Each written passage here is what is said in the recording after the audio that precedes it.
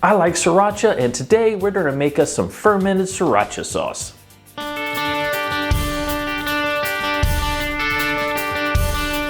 Now today's sauce is going to be a sriracha, a homemade fermented hot sauce.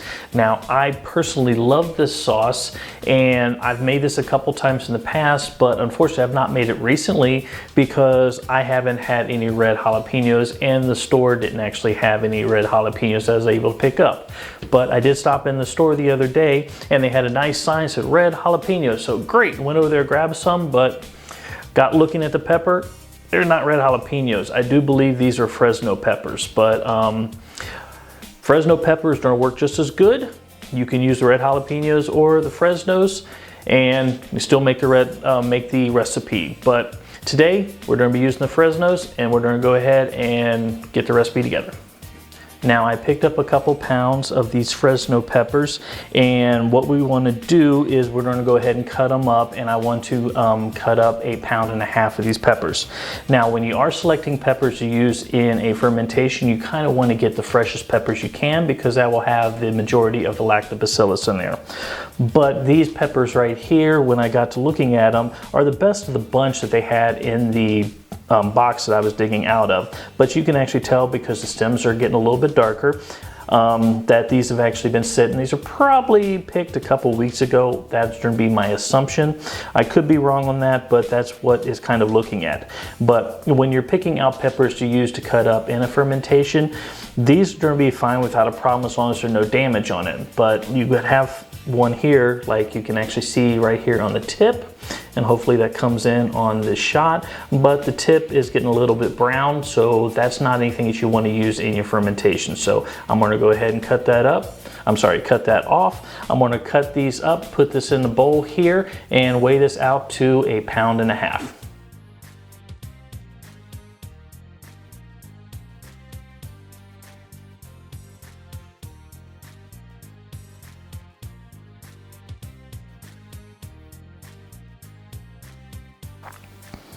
What I'm going to do before I start putting the peppers in the bowl is on the scale here, I'm going to go ahead and change this to pounds and ounces, and then I'm going to zero out the weight. So that way I have exactly 1.5 pounds here in the bowl.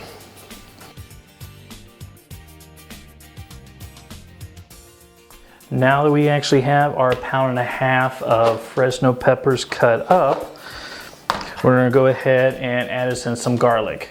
Now what you can do instead of adding the whole Fresno pepper like I did is, if you don't want as much heat, is you can go ahead and open this thing up and deseed these before you put these in the bowl. I actually prefer the heat, so I go ahead and I'm leaving the seeds and everything in the bowl. But let's go ahead. I'm going to add 6 cloves of garlic to this, and let's get this garlic out.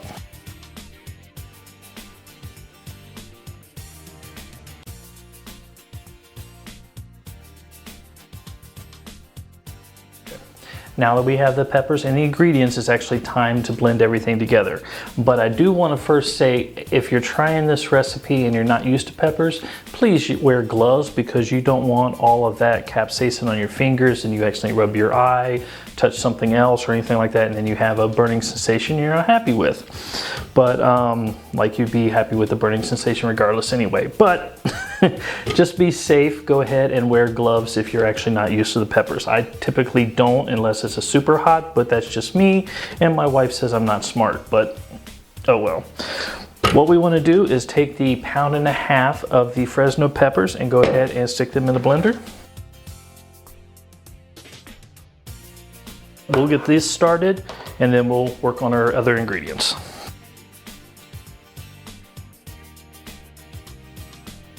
What I'm going to do now, since I got a little bit of space in there, is I am going to go ahead and add our 6 cloves of garlic. I'm going to add 1 tablespoon of salt, because this is the ingredient to draw out the moisture and everything of the peppers, and also to help with the fermentation and everything. And it's 1 tablespoon.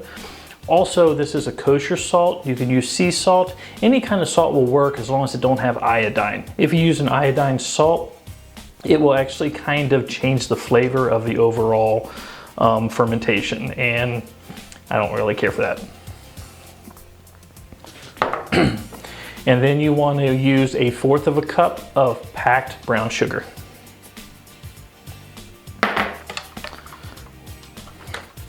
We're going to go ahead, put this back in the blender, and we're going to mix this up until this is fine.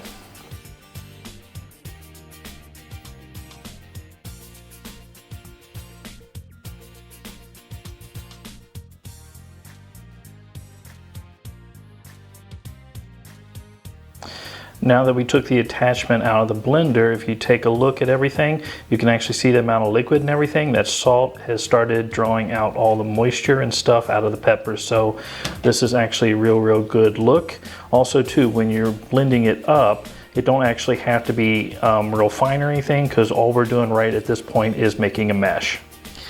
Now that you got your mash and everything ready to go ahead and start the fermentation, one of the most important things you want to do is make sure that your jars and your utensils that you're using, which is going to be your lid, bubbler, and the jar, is make sure that everything is sanitized, because you don't want any bacteria or anything like that going with this, because that can actually spoil your fermentation if you're not careful. So make sure you do sanitize them, make sure they're washed clean. There is different sanitizing sprays out there, washes. From a canning aspect, I've seen jars boiled before they're actually used. So a bunch of different ways of doing it. Just make sure it is clean and sanitized. So what we're going to do at this particular point is go ahead and put everything into the jar.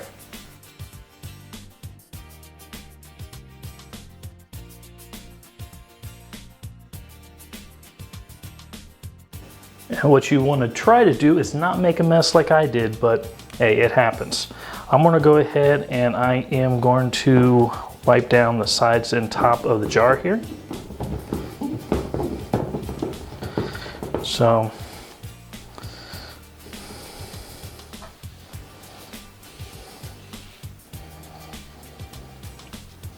okay, make sure that's all cleaned up. And then what we want to do at this particular point is I want to make sure everything is down in here. Make sure it is even as it can be.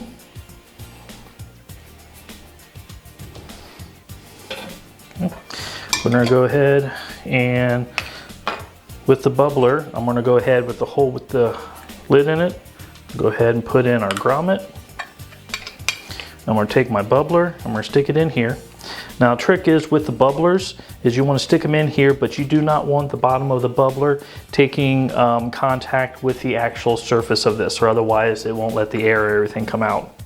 When I first started fermenting, that was a mistake, and it actually had fluid and liquid all over the place. So try to be careful of that. We're going to go ahead and put on our lid. And what I'm going to use in here for the bubbler for the liquid is I just got some basically unchlorinated water. I'm going to make a quick brine and just put a little bit of salt in it. I'm going to mix that around. Okay, and then what I'm going to do is I'm going to put the bubbler in here and fill this up to the level it needs to be. Now, every bubbler you get will have a different level that you need to fill it, but just fill it to the level and you will be good. Now, all you have to do with this is put this in a dark, cool place and let this sit.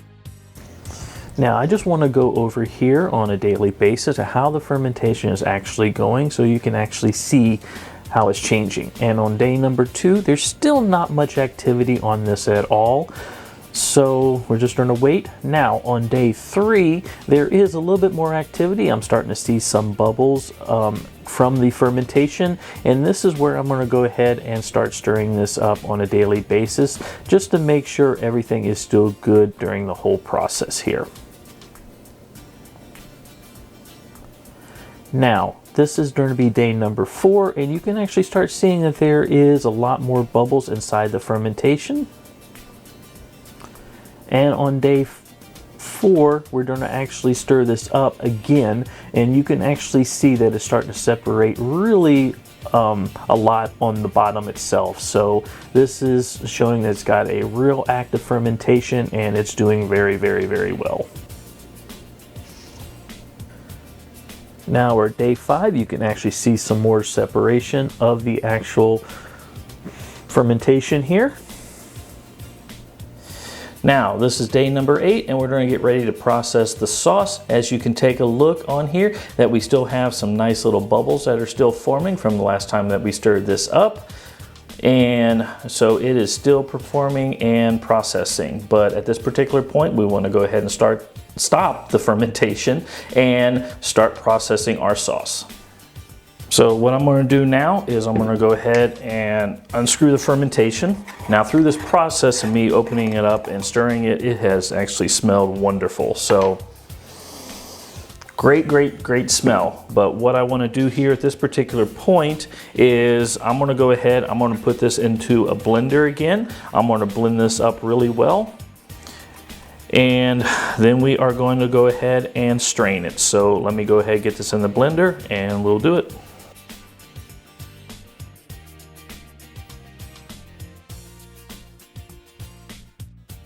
Now that we got this all blended up, this thing is looking really nice. Let's go ahead, let's open it up. A little suction on that, but that is a beautiful smelling and looking sauce. So there you go, you can take a look at it. Now, this sauce right here is a little bit thicker of a sauce. You can go ahead and use this if you want to for the rest of the process, but what I'm going to do is I actually want to have a little bit thinner sauce. So what I am going to do at this particular point is to strain it here first. So I'm going to grab my pot. And grab strainer, and then I'm going to go ahead and pour this in, and we're going to strain out all the larger pieces.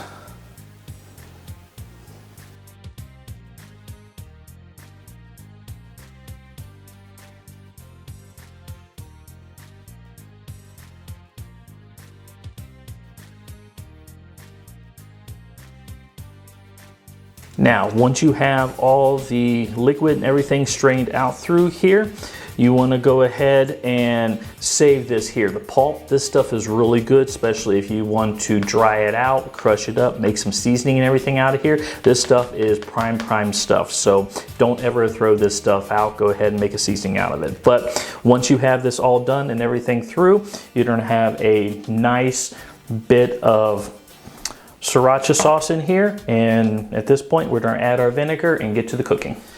Now that we actually have our strained sauce and everything in the pot, what we're going to do is we're going to go ahead and simmer this for about 20 minutes. So I'm going to bring it up to a medium boil real quick, and I'm going to add our last ingredient, which is going to be a half cup of vinegar. So I am using a rice vinegar because I like rice vinegars and wine vinegars more than just a regular white vinegar, but white vinegar is something you can use.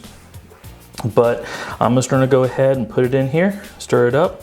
This already looks really good, and the smell of this thing is amazing. So we're going to go ahead, get this up to a light boil, and then turn it down and simmer it for 20 minutes. Now that our sauce and everything is just started to boil here, I'm going to go ahead and just give it just a little bit of a stir. Oh, love the smell of this, love the smell. Can't wait to taste it here in a moment. So, but let's go ahead. I'm going to give it a slight stir, and then I am going to go ahead and I'm going to turn this down to low, and then just let this simmer for about 15-20 minutes. Now it's actually been 20 minutes letting it simmer. I'm just going to go ahead and give it a final stir here. And one of the questions that I seem to get a lot on my videos is, why do you cook this? Well, in this one specifically, because we did not let the ferment go for quite a while until it is done, it's still an active fermentation in here.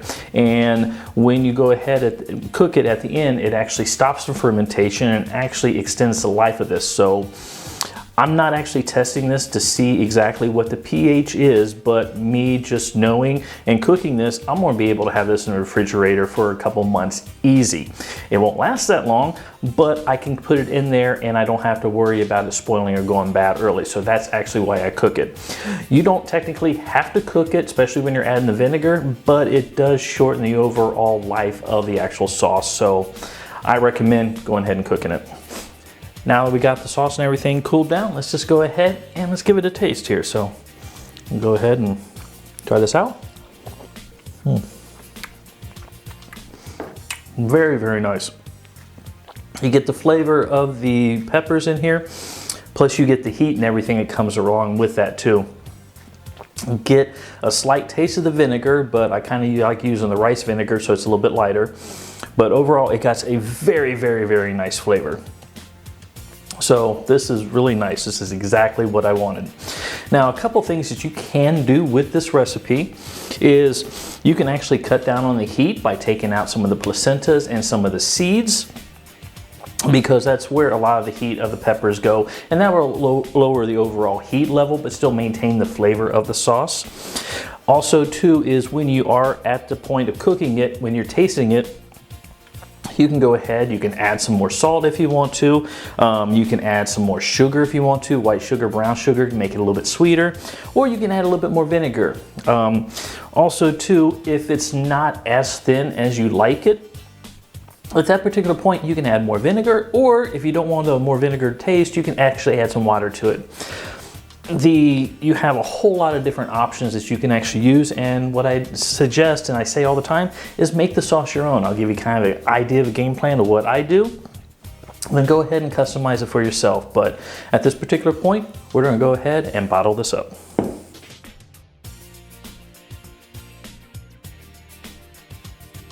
That should get me right where I want to in the bottle, and I got plenty of left over to do another bottle or so, so I'll go ahead and just set this in here for the time being. I'm gonna go ahead and close this bottle up. Oop, get the lid on here straight. Now with the bottle and everything and the cooking process that we used, this will actually last in the refrigerator for a good couple months easy. It won't last that long here because this will probably be gone and eaten within a month, but there you go. There is the sauce. And with that, I hope you enjoyed everything about the video. If you like what you see in here, please subscribe to the channel. It does help me out greatly. You can also follow me on a bunch of my social medias, or you can actually head to my website down here below, where I actually do a bunch of post some of my videos, sell my seeds out of the garden, and also sell some dried spices and everything else that I have at my storefront there. So with that, I want to say thank you all very much, and you all have a very, very good day.